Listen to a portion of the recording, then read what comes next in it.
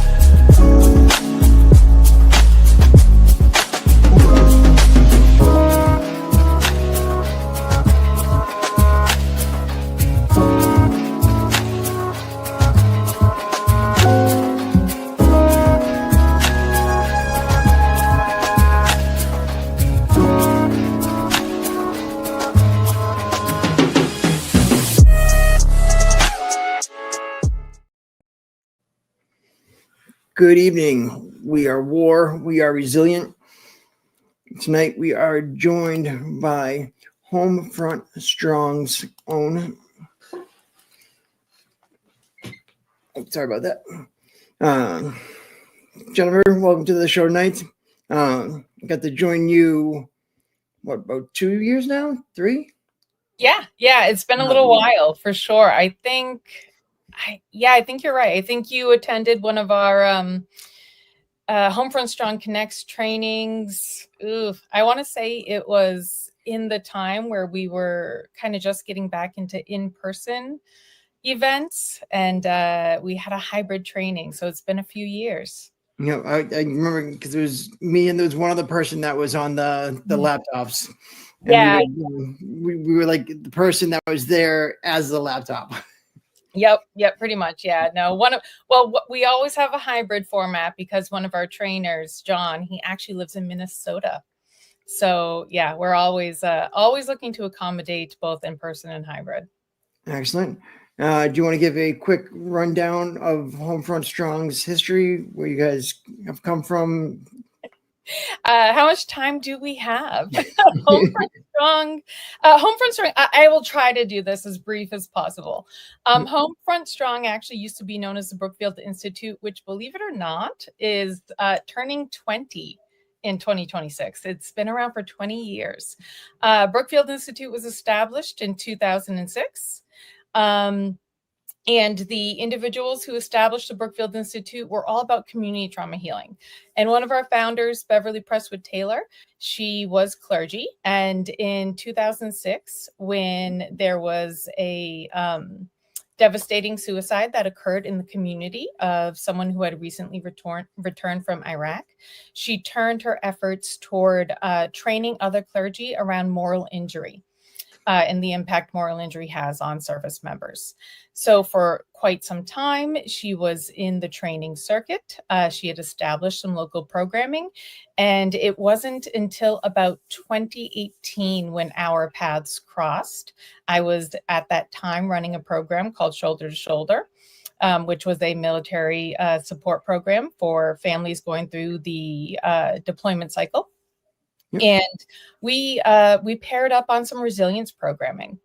Fast forward to about 2019, 2020, we went through a strategic planning process.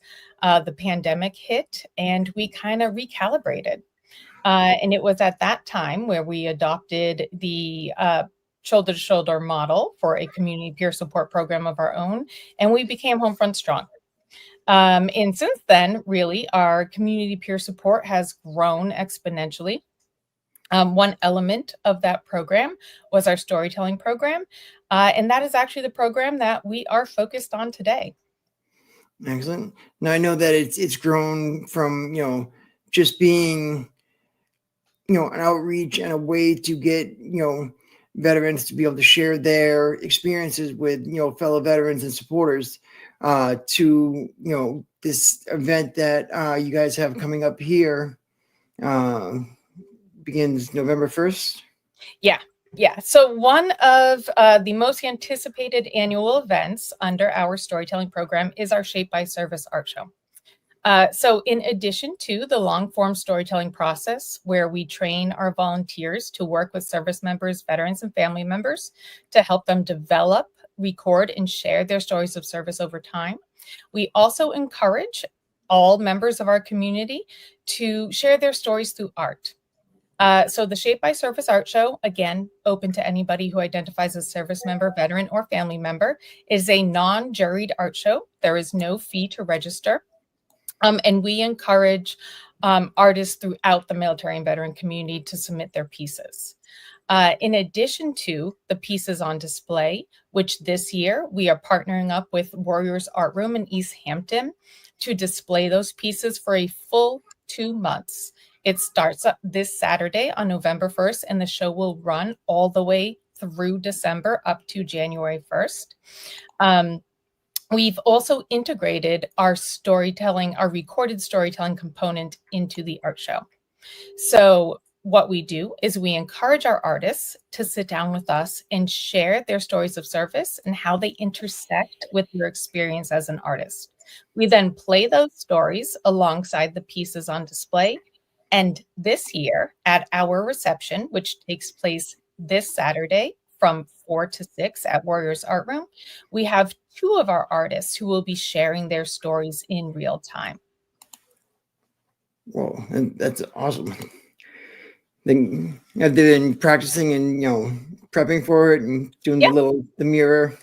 Yeah. So as I mentioned, through the regular storytelling program, what we do is we train our volunteers. All of our volunteers belong to the military and veteran community. So everybody is a service member, veteran, or family member. We have an interactive storytelling guide that we recently developed, and we match individuals who will work with one another utilizing the guide on developing their stories of service, and then we'll record those stories. And if the storyteller is interested, we share it. We have a YouTube channel with a lot of stories of local service members, veterans, and their family members. And in addition to that, we encourage our storytellers to join us to become artists. So one element we've added to the Shape by Service Art Show is the Storytelling Through Art workshop.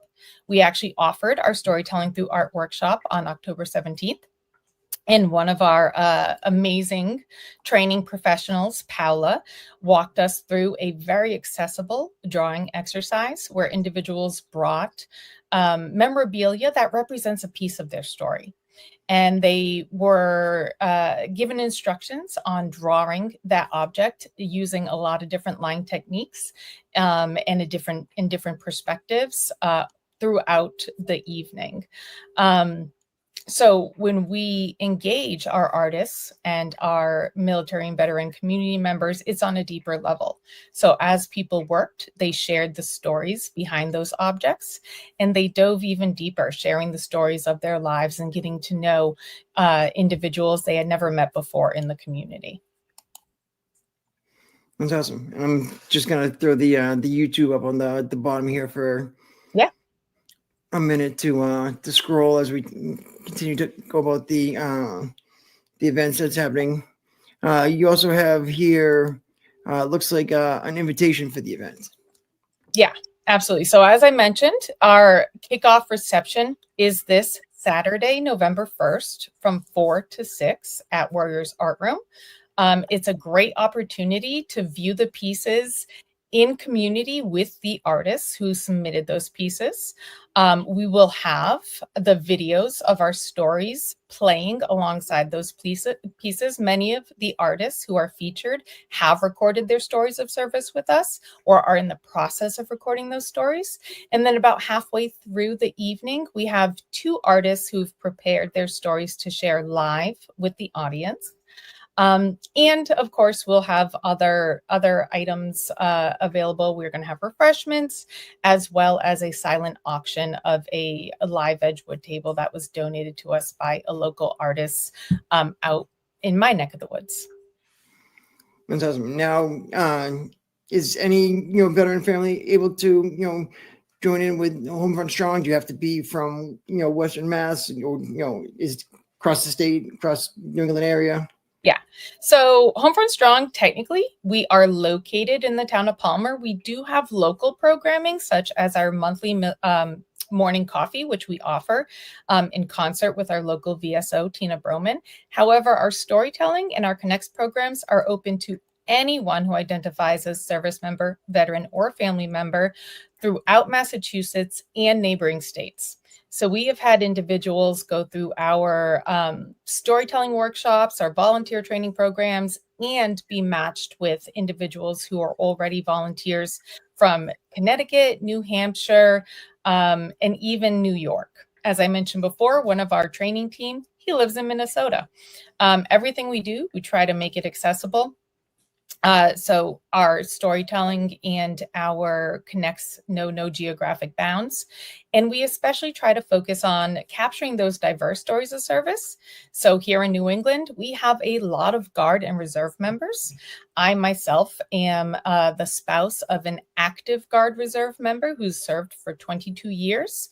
And he's with the 103rd at a Bradley down here in Connecticut. So we really try to engage those Guard and Reserve members in our community, whether you're at Barnes, Westover, Bradley, so that we can share those unique stories of service with our broader civilian community who may not understand what that lifestyle looks like. Now, with AGR, you said 20 years already? He's been in for 22. Wow. Yeah, he joined in 03. It's been a long ride. He's been AGR since 2010, but he had racked up a lot of deployment time, as you can imagine, OIF, OEF, and D prior to that. So in 2 years' time, he will reach his active retirement. So he will have put in 24 and we'll have a full active retirement. If we can just make it 2 more years, Mike, that's all we need. That's all we need. I know, the op tempo and everything with the Guard isn't what, a lot of folks, signed up for initially. I know when I enlisted back in 2001, got the 2 weeks a year, 1 weekend a month. And then it slowly became that 1 weekend became, 4 days, you started on Thursday and went through Sunday, sometimes into Tuesday. And, next thing you knew, the 2 weeks a year was, 3 weeks and 4. And then we did a tour in 04, 05, came back from that, then went back 7, 8, came home, 9, 10, came home, 12. And then wound up in the Warrior Transition Unit and got medically retired after that. Yeah, no, you're not kidding. Post 9/11 Guard service is completely different from what Guard service looked like prior to 9/11. Just like you said, I mean, the 1 weekend a month. I mean, I think my husband had drilled twice last month. I lose track, if I'm being quite honest, because as AGR, whenever he has drill, his work week, he loses all his days off. So he ends up with like a 14-day work week. So yeah, I can't even keep up with it anymore. And then of course, post 9/11, Guard units started doing federal deployments on a regular schedule. Those title deployments. I know my husband's unit still every other year, like clockwork. They go on a 6-month federal deployment. That hasn't stopped. It is Title 10, and yeah, it's very different from what originally Guard service was supposed to look like. So I know a lot of the guys that I went to Iraq with in 07, 08, 9, 10 are now in Africa. Yeah, on another mission, and it's like they came home, did that. They went to Qatar. They came home, It's like every few years, whether they go down to Gitmo or they, there's always, something happening for the Mass Guard. It seems like, as of late, I don't know if the other states do the same, but we are definitely, a heavily tapped, Guard state for deployments and to be, go around the globe. Oh, absolutely. Yeah. Yeah, my husband's unit, I think, is also in Africa right now. As a matter of fact, they just deployed a few months ago. And as you know, Bradley, Barnes, and Westover, they're sister bases, right? So, Yep. we've got the C-130s, we got the cargo, and then Barnes has got the fighter wing, and oh yeah, we're in the same type of loop for sure. And then we also have this program that you're mentioning. Is a new hybrid? Yeah, so this photo actually is from the workshop we held on October 17th. This is the workshop that we've added into the Shape by Service art show. So we started doing this last year. Mm-hmm. And it really was, as I mentioned, we initially in order to integrate the Shape by Service art show fully into the storytelling program, we started weaving the stories behind the artist into the art show. So we had the first go around, we asked 4 of our returning artists to sit down with us, share their stories, and talk about where their service intersected with their art. All of those stories are up on our YouTube channel. And they're extremely powerful. And what we were able to do is then take those stories and put them on a loop and have them play alongside the pieces in the art show. But the other piece we wanted to incorporate into it was to invite our storytellers who weren't otherwise artists to create a visual piece that they could also enter into the show. So engaging both the artist and the storyteller on those different levels for full integration. And this workshop was the workshop where we invited individuals who had already engaged our storytelling program to join us and bring a piece of memorabilia that represented their story and create a visual representation. So what you see here is Paola. She is one of our crack training team. She's amazing. She's a professional artist. And she walked us through this really great exercise where all the participants took their piece of memorabilia and they were just able to kind of play with the lines and the shading and use a lot of different media and, and create representations of that memorabilia in a lot of different ways on different pages. And all the while, we went around the room and people shared the stories behind their objects. They were able to ask each other about their stories. And there were some really great, deep conversations in addition to, some veterans and service people who were still currently serving who said, I have been so stressed out and so burnt out. I have wanted so badly to return to my creative side, to engage in some artistic endeavor again. And this was the first opportunity some of them had literally in years to do that, as well as sit down and talk to other individuals who belong to the military and veteran community, which isn't always easy, especially if you live in the rural communities of central Western Massachusetts. Mm-hmm. So it was really powerful. It was really powerful to, listen to the different stories and, and witness that connection.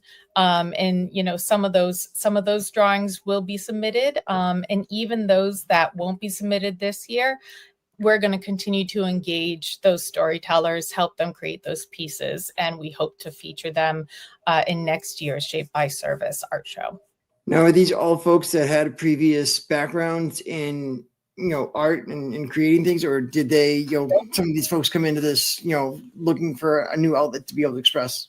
Yeah, no, a great many of them hadn't had any previous experience. And even those who had, it was more, I think there was only one. Okay, let me back up a little bit. So, we did have the Warriors Art Room family in-house that evening. So, Steve Jones, who's the founder of the Warriors Art Room, his wife Brenda, and their daughter Cheyenne. Steve and Cheyenne, they definitely went to school for art-related majors. So they have art experience for sure. But outside of that, all of the additional participants participants, with the exception of one who is a professional graphic design artist, were really just there to engage as an outlet. It was something, they enjoy doing. They had never professionally, pursued art as a career. Some really fine art or visual art was not their forte, but they were willing to give it a shot. And everybody just dove right in, willingly, wholeheartedly. And with as is with our storytelling, it's all about the process, not the product. So in the end, everybody, yes, they had pieces that they could be proud of, but really it was the experience of sitting down, engaging in the art, and just talking with their neighbors that was most important. Rebuilding that camaraderie that is often lost when the service member leaves the service. Yeah, it's definitely something that's lost when service members leave the service, and it's something that can be hard to find. Guard and reserve families, as oftentimes we don't live near any major bases or installations. I can say personally, in the 22 years we have been a military family, we have never lived within an hour of any base, including the base my husband drives to every day for work. That's an hour 15 commute one way, right? So when it comes to, leaning on other military families, meeting with them in the community, engaging for support, we just don't have that. Right? We're very much embedded in the civilian community. And it can be really hard to find those families because we're not always terribly visible.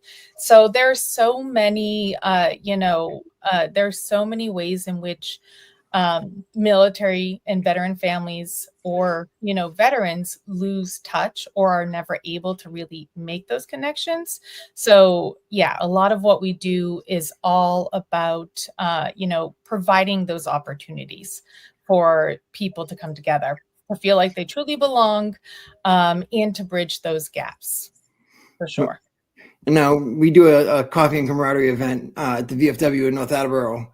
Each month we set up games, card games, board games, video games for the kids to be able to come and play. So that way the veteran doesn't have to choose between spending time with their fellow vets or spending time with their kids on the weekend. They can do both, and they can bring them to the event, and everybody can have something to do for a little while.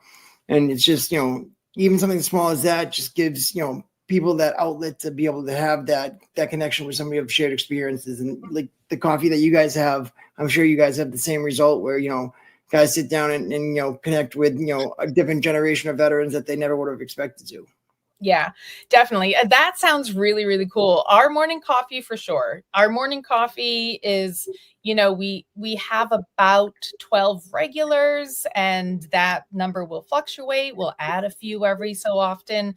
It's definitely, still skews toward the older generation, but they've developed such a close bond. It's like a family. Like I said, we offer it in concert with our local VSO in the town of Palmer, Tina Broman, and we bring in resources. So that's really huge for our constituents, especially those who live in the more rural parts.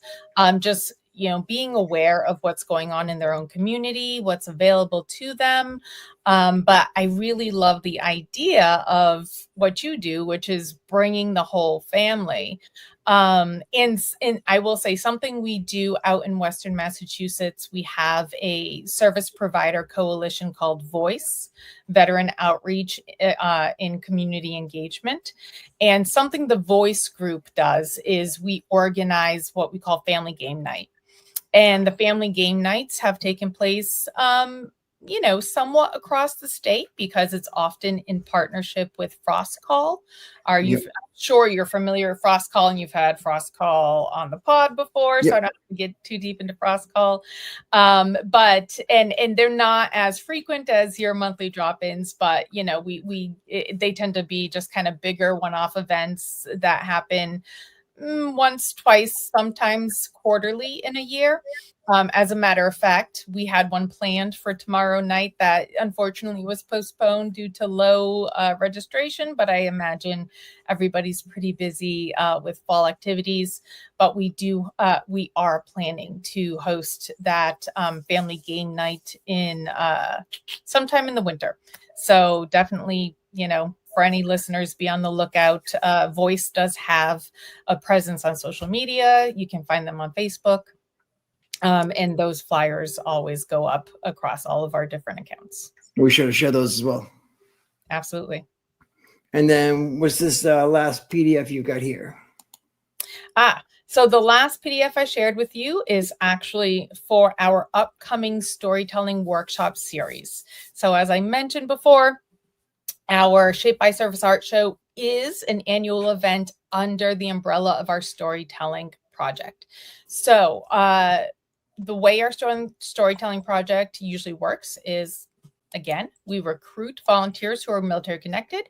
We train them in the art of storytelling and provide them with a foundational background in, making healthy connections with other individuals in the community, offering, assistance, whether that person needs access to resources or just someone, to listen to them, but doing it in a way where they're engaging appropriate boundaries. They're aware of, the trauma and the potential for that impact throughout the storytelling and support process. And then they engage with the storyteller over a longer period of time, develop that story. Eventually it's recorded and hopefully shared. We have since taken that training and we've turned it into a workshop series where we invite everybody, whether you're interested in being a volunteer, a story catcher, someone who listens to the story, or telling your own story. And we've made it more accessible. So it's a 3-part series. The first part focuses on the art of telling your story. So individuals who participate are provided with our interactive storytelling guide, which walks them through the process of reflecting on their own stories and what that feels like to tell their story. The second part of the series focuses on receiving the story. So we talk about those themes behind stories of service, whether they're themes of trauma or resilience, as well as military culture and the varying impacts service has on different families and service statuses and branches, et cetera, et cetera, et cetera. And then the third component of the workshop is visual storytelling. So we dive into using memorabilia and photographs to tell the story. And then we engage participants in an interactive collage activity that also incorporates different symbolism and so forth that are commonly associated with military service. So it's a 3-part workshop series. Each workshop is 90 minutes. We are offering this workshop in partnership with Westfield State University's Veteran Services program with Director Rob Vignault. He has opened it to the public, so it's not limited to Westfield State students only. And it will be offered in a hybrid method. So we do have the resources to host participants online. We have since you joined us for the training, we have upped our game a little bit to hopefully make that hybrid experience more accessible. But we also invite anyone who is willing to join us at Westfield State to come out in person and engage these workshops. So 3 dates, November 12th, 25th, and December 3rd. Each workshop will be from noon to 1:30, so it's kind of like a lunch and learn. And we hope to get as many participants as we can. Sounds awesome. Is there a student veterans organization out there at Westfield State? Yes. Yep. As I mentioned, the director of the Veterans Services Office at Westfield State is Rob Vignault. He has a thriving veteran and military family community out there. And he's really looking to establish a culture around storytelling at Westfield State. So we kicked it off with Rob actually sharing his story, which you can see up on our YouTube page, which was an extremely powerful experience for everybody there, including his daughter, who joined us as, you know, a military dependent, and learned a lot about her dad that she didn't know. You know, she hadn't known before, and is now interested in learning more about that family history and her parents' story of service. So it can be really powerful. I encourage, again, anybody who's service member, veteran, or family member. So we look for military kids, spouses, you name it, to come out and join us. And then one last time, I'm going to throw up the invite. Yep. So this invite, again, this is for the kickoff reception for our Shape by Service art show. It is this Saturday, November 1st at Warriors Art Room from 4 to 6 p.m. And there's the website there for Warriors Art Room. And